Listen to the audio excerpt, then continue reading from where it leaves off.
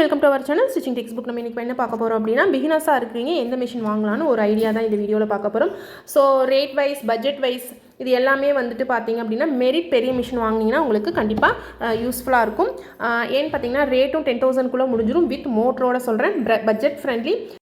Foot எல்லா ஃபூட்டுமே நம்ம single foot, double foot, அதுக்கப்புறம் ரோலிங் ஃபுட் எல்லாமே நம்ம வந்து ஃபூட்டும் வந்து சேஞ்ச் பண்ணிக்க முடியும். ஸோ நூல் கோர்க்கிறது ரொம்ப சிம்பிளான மெத்தட். நூல் சுற்றுறதாகட்டும் எல்லாமே வந்துட்டு ரொம்ப ஈஸியாக தான் இருக்கும்.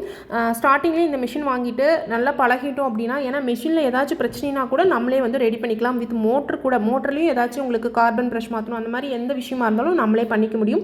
ஸோ அப்படி பழகும்போது இன்னுமே நம்மளுக்கு கான்ஃபிடென்ட்டாக இருக்கும். ஸோ எல்லாமே ஒரு அட்வான்டேஜஸாக தான் இருக்குது இந்த மெரிட் பெரிய மிஷினில். ஒன்று டிஸ்அட்வான்டேஜ்னு சொல்லணும்னா லைட்டாக வைப்ரேட் ஆகும், அவ்வளோதான்.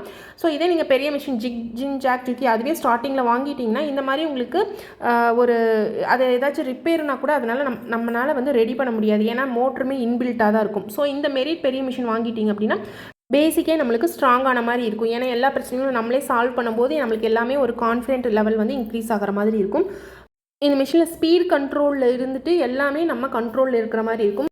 கண்டிப்பாக இந்த வீடியோ வந்து உங்களுக்கு யூஸ்ஃபுல்லாக இருக்கும்னு நினைக்கிறேன். அப்படி யூஸ்ஃபுல்லாக இருந்துச்சுன்னா கண்டிப்பாக நம்ம channel stitching text book subscribe பண்ண மறக்காதீங்க. இந்த மாதிரி சின்ன சின்ன அப்டேட்ஸ் உங்களுக்காக வந்துகிட்டே இருக்கும். தேங்க்ஸ் ஃபார் வாட்சிங்.